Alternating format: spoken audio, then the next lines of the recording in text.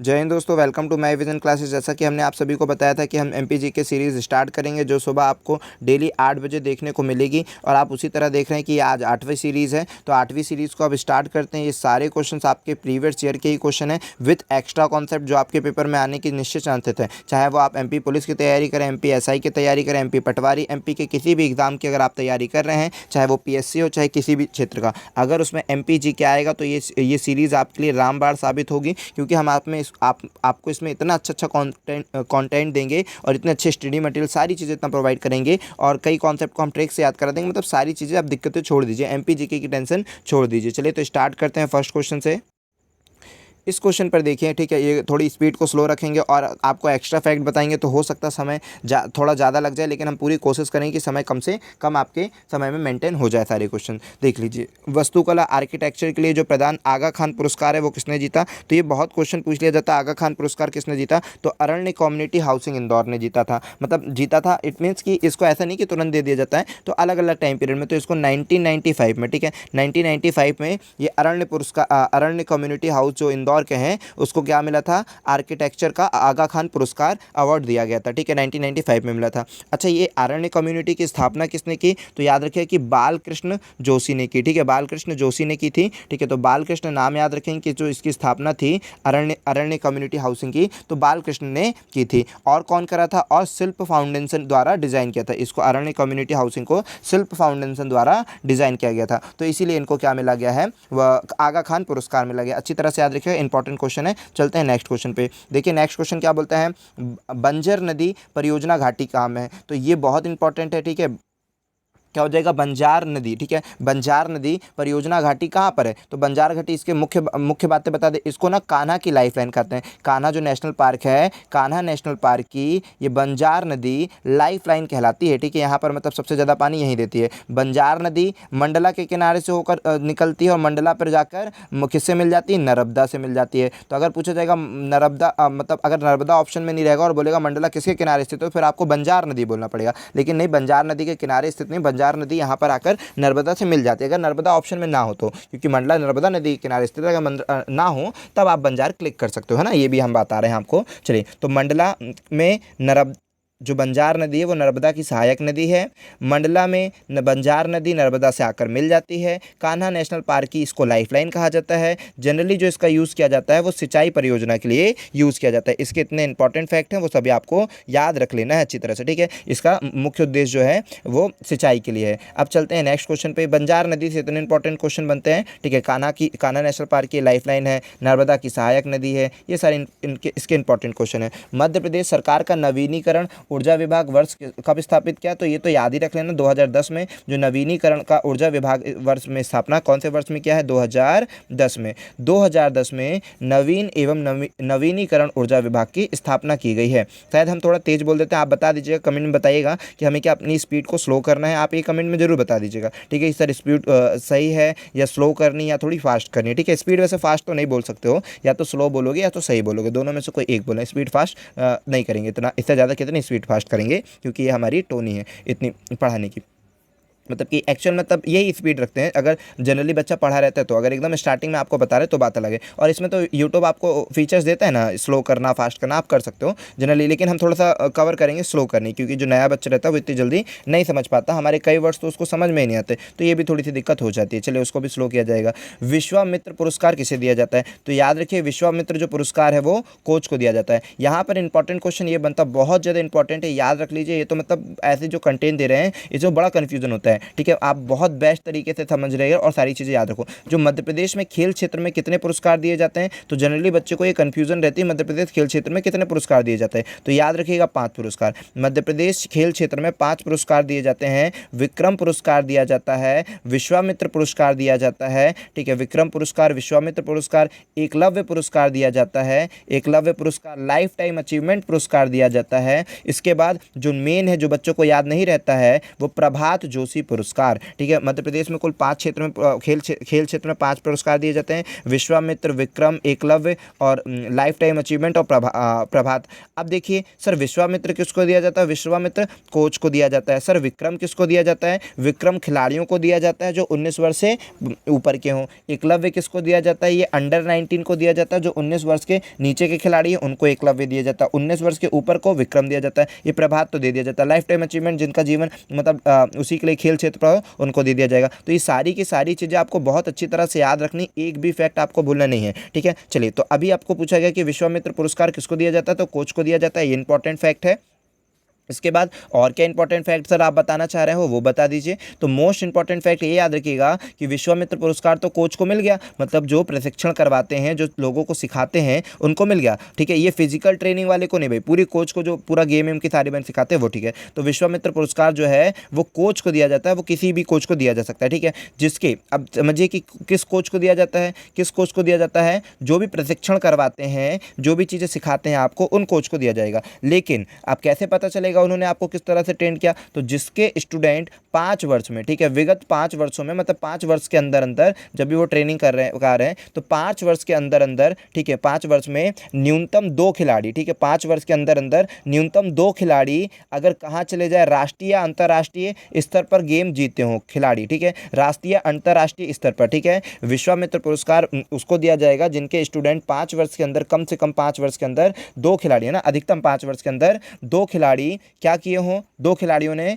क्या लिया हो, हम इसको शॉर्ट में बता दे रहे हैं। ठीक है, गोल्ड, सिल्वर और ब्रांज, मतलब कि मतलब क्या हो जाएगा, पूरा हो जाएगा ना, ये क्या हो जाएगा, गोल्ड लिया हो, सिल्वर लिया हो या ब्रांज, सब में और है या। ठीक है, या तो 2 गोल्ड ले लिया हो, या तो 4 सिल्वर ले लिया हो, या तो 6 ब्रांज, इनमें से किसी ने जीत लिया होगा तो उसको ये विश्वामित्र पुरस्कार मिलेगा। ठीक है, जिसके स्टूडेंट ने इन तीनों में से कोई एक जीता हो, जिसके स्टूडेंट ने इन तीनों में से कोई भी एक जीत लिया होगा तो उसको ये विश्वामित्र पुरस्कार दे दिया जाएगा। तो कैसे याद रखोगे? 2 4 6 टेबल देखिए ना, 2 की टेबल, 2 4 6। ठीक है, और देखिए सबसे टॉप होता है गोल्ड, फिर उसके बाद सिल्वर, उसके बाद ब्रांज, तांबा। ठीक है, तो इस तरह से आपको याद रखना, 2 4 6 अवार्ड जिसके स्टूडेंट जीतेगा उसको मिलेगा। 1 लाख की राशि दी जाती है, 1 लाख की राशि दी जाती है, आपको ये भी अच्छी तरह से याद रख लेना है। अब देखिए उस्ताद बिस्मिल्लाह खान किससे संबंधित है? तो उस्ताद बिस्मिल्लाह जो खान है वो शहनाई वादक है, अच्छी तरह से याद रखिएगा। हम स्पीड थोड़ा सा स्लो कर देना ताकि आपको अच्छी तरह से प्रॉपर समझ में आए। उस्ताद बिस्मिल्लाह खान किससे संबंधित है? शहनाई वादक है। मोस्ट इंपॉर्टेंट क्वेश्चन पूछ लेता है। 2001 में इन्हें भारत रत्न मिला है, ये भी अच्छी तरह से याद रखिए। ठीक है, आपको बहुत पेपरों में उस्ताद बिस्मिल्लाह खान, तो बहुत सारे पेपरों में पूछा गया कि उस्ताद बिस्मिल्लाह खान किससे संबंधित है, तो शहनाई वादक है, और 2001 में इनको भारत रत्न से सम्मानित किया गया है।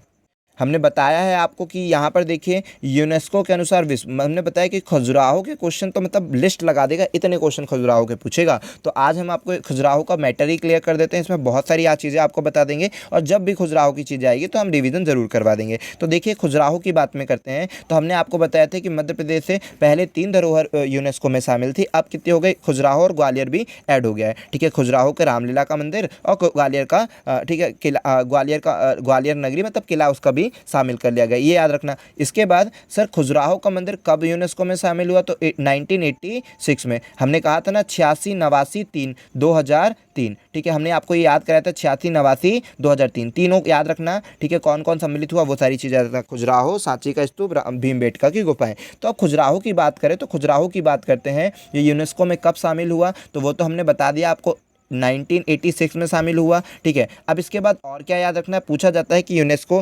खजुराहो मंदिर को किसने बनाया, तो खजुराहो मंदिर को चंदेल वंश के शासकों ने बनाया। ठीक है, चंदेल वंश के शासक, क्योंकि एक ही शासक तो था नहीं जिसने बनवाया, इसके मतलब उत्तरदायी आते गए उन लोगों ने बनवाया। तो चंदेल वंश अगर आपके सामने आता है तो लिखना है चंदेल वंश। ठीक है, किसने बनवाया, चंदेल वंश के शासकों ने बनाया। अगर ये आ जाता है कि किसी उसका नाम आ जाता है तब आप बोल दीजिएगा चंद्रवर्मन का मेन, क्योंकि वहाँ पर उनका मेन इन्हीं ने शुरुआत करवाई थी एक प्रकार से। ठीक है, लेकिन आपको क्या बोलना है, चंदेल वंश के राजाओं ने खजुराहो मंदिर का निर्माण कराया। ये खजुराहो मंदिर कहाँ पर है, तो छतरपुर जिले पर है ये। ठीक है, कहाँ पर है, तो छतरपुर जिले पर ये मंदिर है। अब ये मंदिर किसके लिए है, तो जनरली इस मंदिर पर हिंदुओं और जैनों के मंदिर ही ज़्यादा है। ठीक है, इसमें हिंदू और जैनों के मंदिर ज़्यादा हैं। जब इसका मंदिर का निर्माण हुआ था तब टोटल 85 मंदिर थे यहाँ पे, लेकिन अब केवल कितने बचे हैं, 25 मंदिर ही शेष बचे हैं। तो अब कितने मंदिर बचे हैं, 25 मंदिर शेष बचे हैं खजुराहो में, ठीक है। जब बना था तब 85 मंदिर इसमें थे। और क्या इंपॉर्टेंट फैक्ट है वो बता दीजिए सर। इसकी जो कला है, यहाँ पर जो मंदिर बनाने की कला है वो किस पर निपिट है,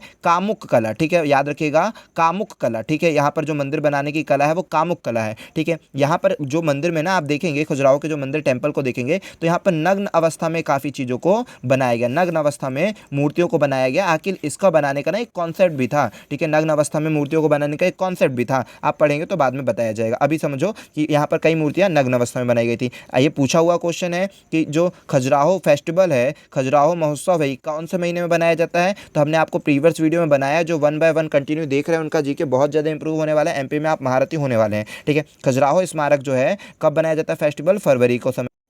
अब ये वाला क्वेश्चन देख लीजिए, ये वाला क्वेश्चन क्या बोलता है, निम्न में से मध्य प्रदेश सरकार द्वारा दिए जाने वाले पुरस्कार कौन से हैं। तो हमने आपको पहले ही बता दिया था कि मध्य प्रदेश सरकार 5 पुरस्कार देती है। और देख लीजिए आप क्वेश्चन, हम आपको बता रहे हैं कि यही क्वेश्चन आप देखेंगे, जितना भी हम आपको बता रहे हैं आप 1 बाय 1 देख रहे हो तो बहुत ज़्यादा इंप्रूवमेंट देखने को मिलेगा। तो विक्रम पुरस्कार मध्य प्रदेश सरकार देती है, द्रोणाचार्य, ठीक है, तो इसमें कौन सा, द्रोणाचार्य नहीं देती है, अर्जुन पुरस्कार नहीं देती है, ठीक है, मध्य प्रदेश पुरस्कार देती है, विक्रम पुरस्कार अच्छी तरह से याद रखना, लक्ष्मण पुरस्कार यूपी देती है, ठीक है, यूपी देती है लक्ष्मण पुरस्कार। तो अपने इधर पे विक्रम दिया जाता है और 5 और भी नाम हमने पहले बता चुके हैं, आप अच्छी तरह से देख लीजिएगा। अब देखिए मध्य प्रदेश का राजकीय पशु क्या है, तो मध्य प्रदेश का राजकीय पशु क्या है, बारहसिंगा। तो अब इसके बारे में कुछ मोस्ट इंपॉर्टेंट बातें हम आपको बता दें। बारहसिंगा जैसे नाम से ही समझ में आ रहा है 12 सिंह है, तो जरूरी नहीं कि 12 सिंह होना, यहाँ पर सिंह की संख्या 10 भी हो सकती है, 10 से लेकर 14 तक जनरली होती है, 10 से लेकर 14 12 सिंगाओं की जो सिंह होती है वो लेकर 10 से लेकर 14 के बीच होती है। लेकिन कई 12 सिंगाओं की जो वो सिंह हो जाती है वो 20 भी हो जाती है, तो उससे कोई फैक्ट नहीं पड़ता कि 12 सिंगा की सिंह कितनी होती है। हम जो बता रहे हैं उस पर ध्यान दो, है ना। 12 सिंगा से कईयों को कंफ्यूजन होता है 12 सिंह, तो ऐसा कोई जरूरी नहीं है, 10 से लेकर 14 के बीच होती रहती हैं और कईयों की 20 भी हो जाती है।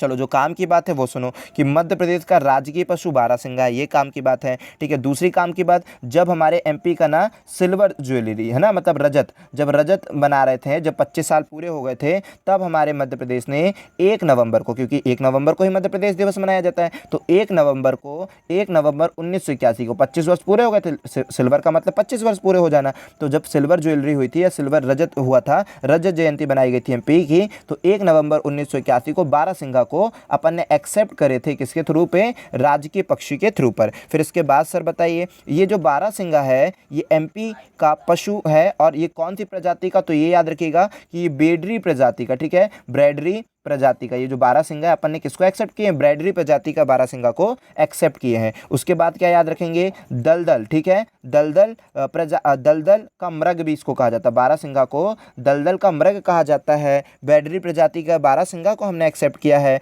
इसका जो साइंटिफिक नेम है रूस वर्स, ठीक है, रूस वर्स डुबे चली, रूस बर्ग डुबे चली, ठीक है, रूस बर्ग डुबे चली इसका पूरा नाम रहेगा। और क्या इंपॉर्टेंट फैक्ट ये भी याद रखिए, कौन सी चीज़, कि इसको ना, इसके जो नर हैं मध्य प्रदेश में इसको गोइचक कहा जाता है। हमने मध्य प्रदेश में इसको क्या कहा जाता है, गोइचक कहा जाता है। जो नर होता है उसको गोइचक कहा जाता है, गोइचक, ठीक है। उसके बाद जो मादा होती है उसको बोलते हैं गवोटी, है ना, गवोटी करके रहता है, गवोनी करके, गवोनी कहते हैं मादा को। जो बारहसिंगा का नर है उसको बोला जाता है मध्य प्रदेश में गोइचक और गवोनी बोले जाते हैं मादा को। तो ये इंपॉर्टेंट फैक्ट बनता है जो कि आपको याद रखना है। ये जो छोटी छोटी बात है ना आपको बहुत ज़्यादा मार्क्स दिलवाने वाली है, आप याद रखें जितने फैक्ट हम आपको बता रहे हैं, ठीक है। और हालांकि हमने आपको एमपी सीरीज़ की और भी बहुत सारी वीडियो प्रोवाइड करी है, वो भी आप अच्छे से जरूर देख लीजिएगा, ठीक है। राजवाड़ा कहाँ पर, राजवाड़ा इंदौर पे है, राजवाड़ा इंदौर पर है, 1766 में इसकी स्थापना हुई थी, ठीक है। बस आपको ये याद रखना कि राजवाड़ा इंदौर में है। होलकरों ने इसकी स्थापना की थी 1766 में, 1766 में, ठीक है। निम्नलिखित में से किस राज्य ने ज्ञानदूत ई शासन परियोजना, तो याद रखिएगा कि ई शासन परियोजना मध्य प्रदेश ने चालू की थी, ठीक है। सबसे पहले ई शासन परियोजना मध्य प्रदेश ने चालू की थी। अब देखिए यहाँ पर क्या बोलता है कि नोट, ठीक है, प्रिंटिंग, जो नोट मुद्रारण का प्रिंटिंग जो प्रेस रहेगी वो कहाँ पर है, तो आपको समझ में आ रहा है कि पैसा ही पैसा, और पैसा की देवी कौन है, लक्ष्मी, ठीक है। तो लक्ष्मी कहाँ है, कौन है भाई, देवास, जिसके घर पे देवों का वास होगा उनके इधर लक्ष्मियाँ बहुत होगी। हम इस बात को बोल सकते हैं कि जिसके घर देव का वास है वहाँ पर लक्ष्मी है। तो अगर नोट बनाना है तो देव का वास करना पड़ेगा, लक्ष्मी का वास करना पड़ेगा। तो देवास में होगा बैंक नोट मुद्रारण प्रक्षालन, है ना। मतलब जो प्रिंटिंग प्रेस होगी, करेंसी प्रिंटिंग प्रेस, वो कहाँ पर होगी? देवास में, currency printing press. I hope कि आपको ये सारी वीडियो पसंद आई होगी, सारे क्वेश्चन आपको पसंद आए होंगे। अगर वीडियो पसंद आया तो आप हमारे चैनल को सब्सक्राइब करें, वीडियो को लाइक करें, और अगर आप नए हैं तो जरूर सब्सक्राइब करें, और जो पुराने लोग हैं वीडियो को लाइक करें। याद रखें कि जो भी अब हम आपको हमारे मतलब कि इस पीडीएफ को चाहिए होगा तो आप हमारे टेलीग्राम चैनल को ज्वाइन करें, आपको सारी पीडीएफ मिल जाएगी। और अगर वीडियो पसंद आती है तो लाइक ज़रूर करें, अगर आप चैनल पर नए हैं तो सब्सक्राइब करें, और सभी के सभी अपने दोस्तों के साथ शेयर करिए। केवल हम आपसे केवल एक ही चीज़ बोले कि आप बस सबको शेयर करिए और पढ़ते रहिए, ठीक है। इसी तरह पढ़ते रहिए, कोई भी डाउट है सब चीज़ें पूछे। और हाँ, हमने आपके लिए बहुत सारे एग्जाम व्यू पे बहुत सारी चीज़ें बनाई हैं, प्ले लिस्ट पर जाइए, आपके काम की जितनी भी चीज़ें सब देख लीजिए। शॉर्ट ट्रिक बताए हैं कई चीज़ों की, ठीक है, मैथ्स की चीज़ें हो गई, साइंस की शॉर्ट ट्रिक बताए, बहुत सारी ऐसी चीज़ें बताएं जो आपके एग्जाम पर हैं। डिस्क्रिप्शन बॉक्स पे भी हमने आपको ये दे दिया कि डिस्क्रिप्शन में भी आप देख सकते हो, वरना प्ले लिस्ट में आपको सारी चीज़ें मिल जाएगी। चलिए, जय हिंद दोस्तों।